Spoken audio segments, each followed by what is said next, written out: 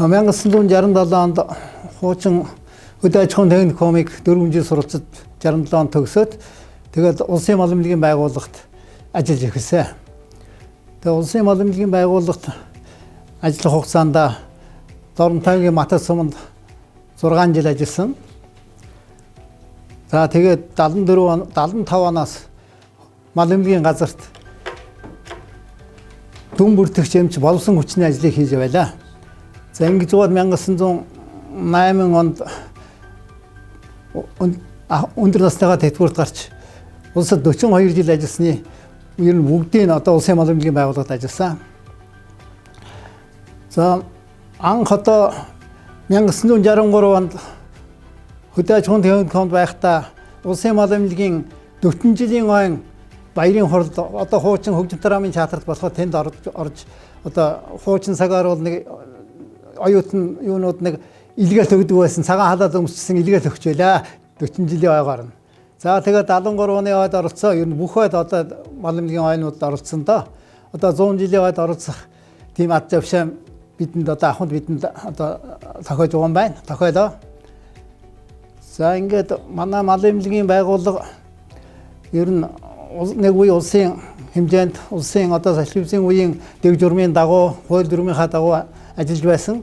За ингэж ажиллаж байгаа хугацаанд малмилгийн газрын 10 даргыг нүрийг үтсэндээ би ажиллаж байгаа хугацаанд. За тэр хооронд 1900-ын ч одоо 90 хэд онд юмдаа хөдөө аж ахуйн газартаа нийлээд малмилгийн газар чинь нэг хэсэг хэдэн жил болсон. Одоо хэдэн жилийн өмнө салсан. Малмилгийн байгууллага ер нь ажиллах хугацаанд зах үүрэг юугаа бол гүйцэтгэж байсан да. Яагаад гэж хэлэх үндэслэл байна вэ гэхээр манай Доронтой аймгийн хувьд одоо 63 оноос эхлээд сүүлийн үеэс гоц халдвар төвчнгүүд их гарсан. Тэр үед бол одоо тарилга, хорио цээр, инээ тэр ажлыг бол малмилгийн байгууллага одоогийнхтай адилхан онцгой гэж байсангүй. Малмилгийн байгууллага голлон удирдаад хорио цээр, хяналт, эмчилгээ, тарилгыг бол хийж ингэж байсан. Эртний хүчинд одоо гоц халдварт шүлхий, цэцэг, одоо боомч гарч байсан. Цээжч бас тухайн үед 70 хэд онд гарч байсан манай аймагт. Энэ өвчнүүдийг бол ер нь газар ахуулгүй дарж ажиллаж байсан да малмилгийн байгууллага. Энэс үндэслэл би бол малмилгийн байгууллагыг бас чиг үүрэг зорилгоо манай аймгийн малмилгийн байгууллагын хувьд бол биелүүлж явсан гэж боддгоо. За тэгээ малмилгийн байгууллага 1967 онд аймгийн гүйцэтгэх захиргаанаас тусгайдаа гарсан юм а. За Баатар гэдэг хүнтэй анх гарсан. Тэгээд одоо удалгүй Загцүргийн Шарав гэдэг эмч аймгийн малмилгийн газрын дарга ерөнхий эмчээр ажиллаад ингээд одоо ажиллаж байсан. Тэр хэд бол одоо малмилгийн байгууллага одоо энэ баруун бурхантай нуурын цэцэрлэгийн тэнд одоо нэг хар байшинд анх салаа захиргаанаас салаа тэнд байсан 67 оны өвөл. За тэнд нэг хэсэг нэг 2 жил байжгаад тэгээд баранчаагаа нүүгээд хуучин 1-р 10 жилийн баруун талын юунд нэг байшинд очиж нэлээд хэдэн жил болоод тэгээд 75 оны 2 сард одоогийн байрандаа очиж нүүж ирсэн юм а. За тэгээд тэрнээс өмнө одоо манай Доронтой аймгийн малмилэгч нь бас харьцангуй их төвөгтэй газар шүү дээ. 1939 оны Доронтой аймаг Чоусан хот Самбэс одоо Японы бөмбөглөлтөнд өртөхөд малмилгийн газрын хашаанд малмилгийн байгууллагын хашаан дотор бөмбөг унаж нэг хүн эрсэлсэн байгаа юм. Манай малмилгийн газрын малмилгийн морин тэрэгчин гэдэг баха тэр хүн эрссэн юм лээ. Тийм юм байдаг юм а. Тийм түүхэн одоо тэр бөмбөг унсан газар гэдгийг тэнд л байсан болтой юм шиг байгаа юм. Одоо бодвол тэр газрын тэнд тогтоосон одоо дурсгалт газар байгаа шүү дээ манай аймгийн. За тэгээд 75 онд энд нүүж ирээд шинэ байранд ороод 69 онд болохоор лавртоор шинэ байранд орсон. Ингээд бол одоо салфизийн үед малмилгийн байгууллага бол одоо тоног төхөөрөмж, байшин барилга бүх талаараа ер нь хөгжсөндөө ер нь сайхан болсон. За манай малмилгийн байгууллагад Орос мэргэжилтэн лавртаар тулуу сургагч байлаа. Тэгээд одоо тухайн үед ч одоо янз бүрийн өвчин их гардаг байлаа. Тэрийг бол тухайн үед бас анхны оншийг бол манай лавртаар малмилгийн байгууллага тавьж байсан. Тэгээд одоо биш болсон хүчний ажил хариуч байсан. Одоогоор бол одоо хүний нөөцийн ажил юм да.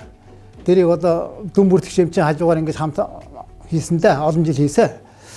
Тэгэхэд одоо манай намайг хэд ажиллаж байх үед байх үед бол одоо манай аймагт бол мал эмнэлгийн эмч боловсон хүчин бол жинхэнэ олон оронтойгоор харьцангуй их ирж байсан да. Зарим жил дээд сургууль 4 хүн төгсөж, зарим жил 6 хүртэл төгсөж. За тэгээд дунд мэргэжлийн улсууд бол ер нь 10 гаруй 10-аад ингэж л төгсөж жилдээ хүлээж авч байсан. За тэр асуудлыг бол яг ер нь болсон хүчний ажил хариуцсан хүний хувьд бол одоо анхал одоо улсуудаа мэргэжлүүдээ хүлээн авдаг. Одоо тэр зохих баримт бичиг хувийн хэрэг юмнуудыг бүрдүүлдэг. Тэгээд дээд мэргэжлийг бол аймгийн намын хороо захиргааны хурлаар оруулж ажил томилогддог байлаа. Тэрний материалыг бүрдүүлж энэ өгч байсан да. За тэгээд олон жилүүдэд байсны хувьд бас хүний ажил хариуцж байсны хувьд бас тухайн ойнуудад бол одоо шагналд оруулах хүмүүсийн ажил байдлын тодорхойлолт бол одоо голдуул гардан хийж байсан. За тэгээд миний байх үед ч одоо бас харьцангуй тухайн үед тэмчих одон медаль элбэг бас байдгүй байлаа. Нэлээд амжилт гаргасан улсуудад өгдөг байсан. За манайхаас одоо манай Ахмад эмч Лүндэг гэдэг хүн байсан. Тэр хүнийг одоо 80 жилд юм уу да тодорхойлоод хөдөрөн говийн улаан тогийн адал авахулсан да. Манай мал эмнэлгийн газрын хувьд бол тухайн үеийн хамгийн том шагнал бол тэр байсан. За тэрнээс хойш одоо олон хүн одоо улс төрийн одонгоор шагнагдсан байна. Одоо хамгийн сүүлд тэгэхэд одоо 2 говьят малын эмч төрлөө. Одоо Эрдэмтэн дугур, Аргачаагийн дугур гэж хүн байна, нэг говьят. Базрын Жаданбай гэж нэг малын эмч байна. За энэ хоёр бол нэг нь ч одоо хөлөн борт насаар ажилласан. Нөгөө талдаа мал эмнэлгийн газрын дарга хүртэл хийж байсан. Жаданбайгийн хувьд бол за ер нь хөлөн борт чинь тухайн үед тэр боом гарч байсан, цээж өвчин гарч байсан. Ер нь бас жаахан өвчин гардаг газар байсан. За тэгээд Жаданбайг ажиллах үеэс бол халдвар төвчний хувьд бол ер нь харьцангуй гараагүй да. Тэрний хүчинд энэ говьят болсон болов уу гэж би бол боддог юм аа. Бас хүнээч олоод өгчхүүдээ авчихсан болов да гэсэн бодол байдаг шүү.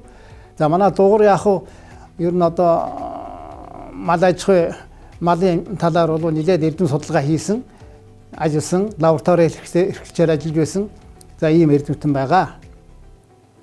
За тэгээд манай Ахмад үе дотор одоо бид ч одоо Ахмад үегээд ярихлаар бас л нэг баахан нэр нэг өнгөрсөн хүнээ дурсдаг л да ер нь одоо.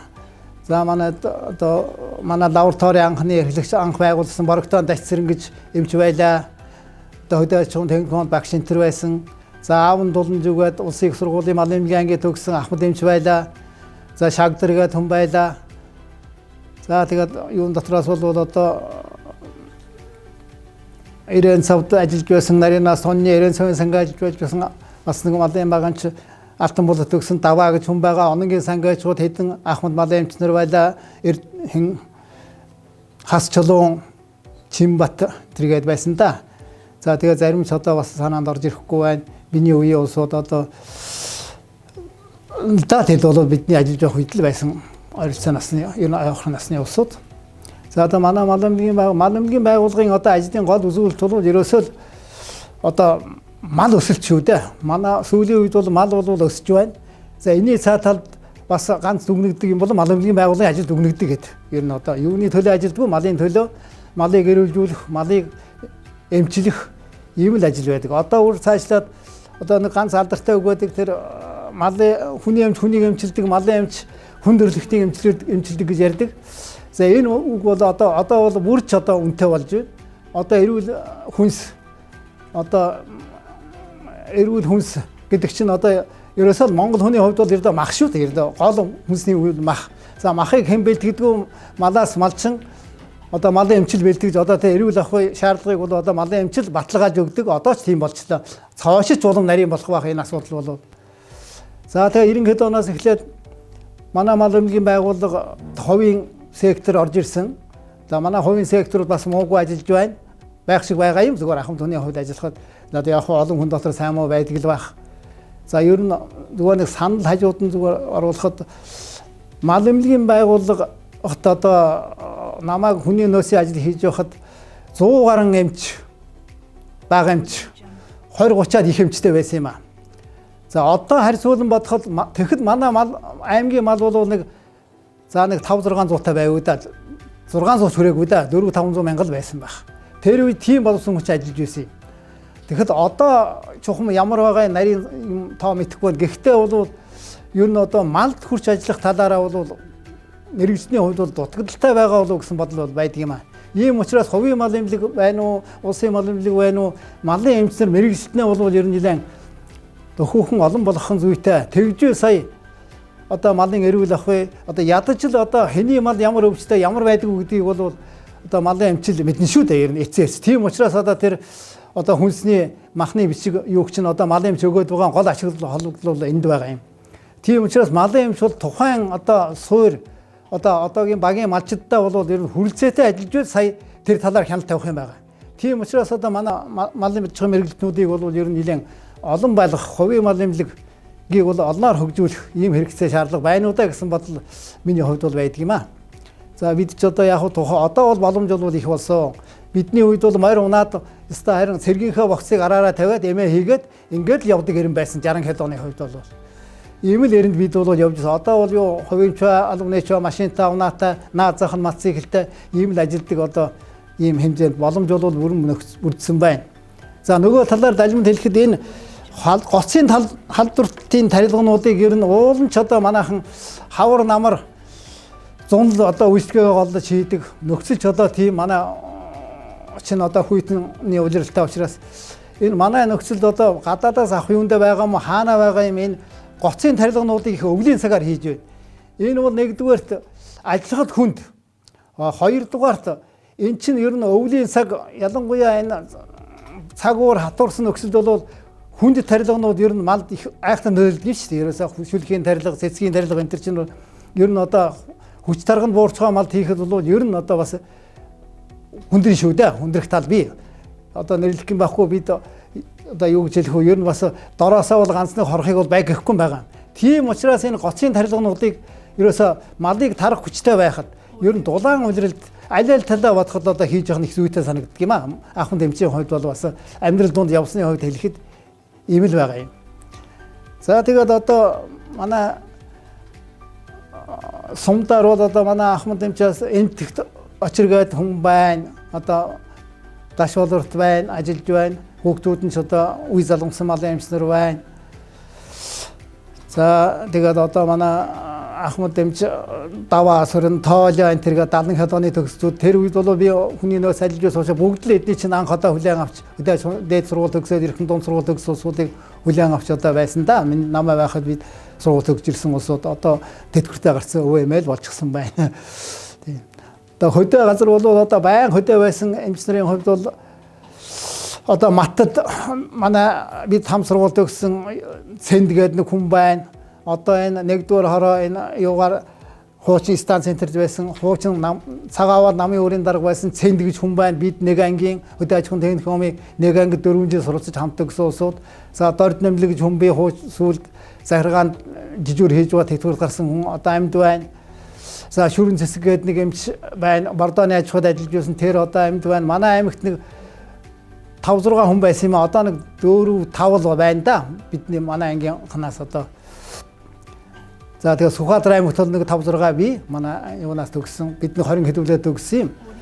За тэгээд бидний үед одоо 70 хэд оноос 60 хэд оноос одоо мал эрүүлжүүлсэн 3 өвтийн шинжилгээд одоо маш их ач тустай шинжилгээ явагдж байсан. Тэрэнд одоо эд ажиллаж байлаа зундаа цус авч одоо шинжилгээнд оргуулж байсан. Тэр бол одоо Монгол малыг эрүүлжүүлэх нэг хүндсэн.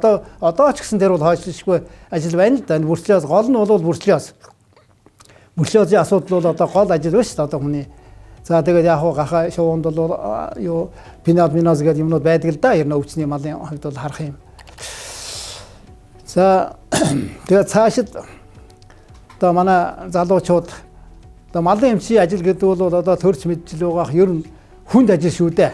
Ер нь одоо за ер нь ямар хүнтэй ямар юмтай харьцсан уу? Довшмалтай л харьцсан. Хэзээд ажиллана уу? Өвлийн цагт, өвлийн дүн өвлөлтээр, зуны халуунтч тэр малын дэргэдэл байдаг ажил.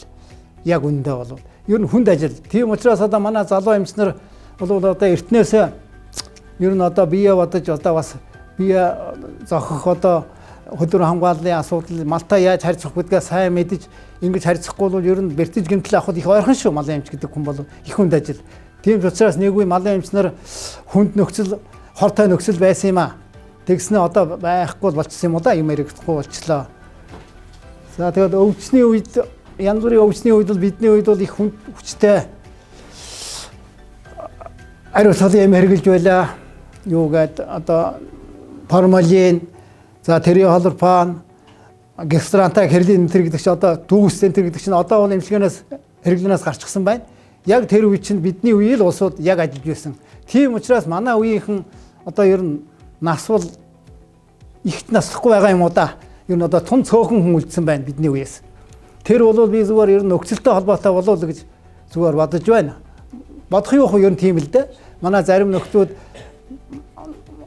одоо ажиллаж байгаа ажлынхаа газар юун дээрээс постн дээрээс бие нуудаад ирээд бие барж исэн хүн чи би харин тэрийг төр засаг үнэлээд харин одоо медалаар нөхөн шагнасан байна лээ. Тэр бол одоо бидэнд их сайхан байна.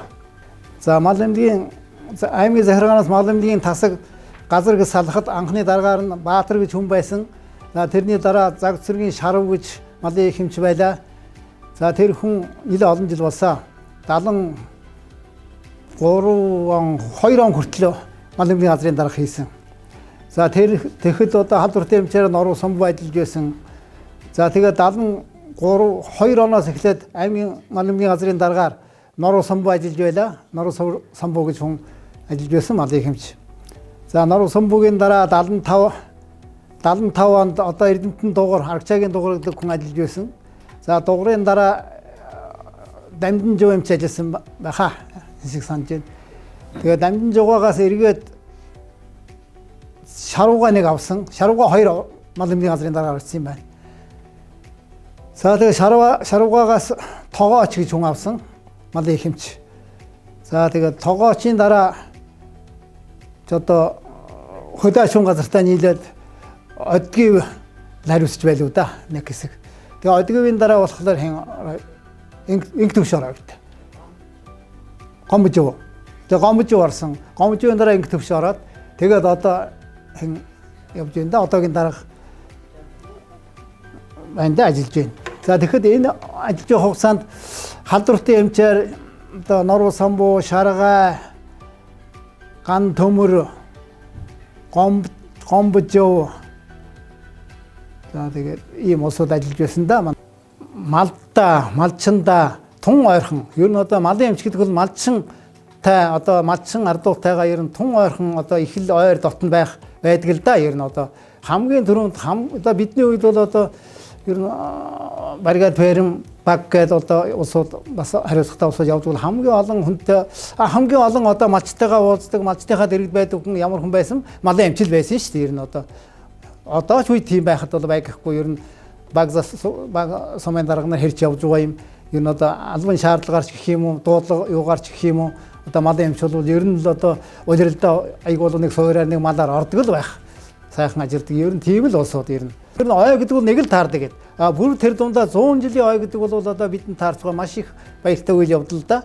Залуучуудаа одоо ажлын өмдөр амжилт гаргаж 100 жилийн хой ухтаж ухтах хэрэгтэй гэж нэг хэлмээр байна. За тэгээд одоо 100 жилийн хойн баярын урьдчилсан мэндчилгээг одоо мэрэгжил нөхөд болон одоо малчин олон түмэнд хүргэе да.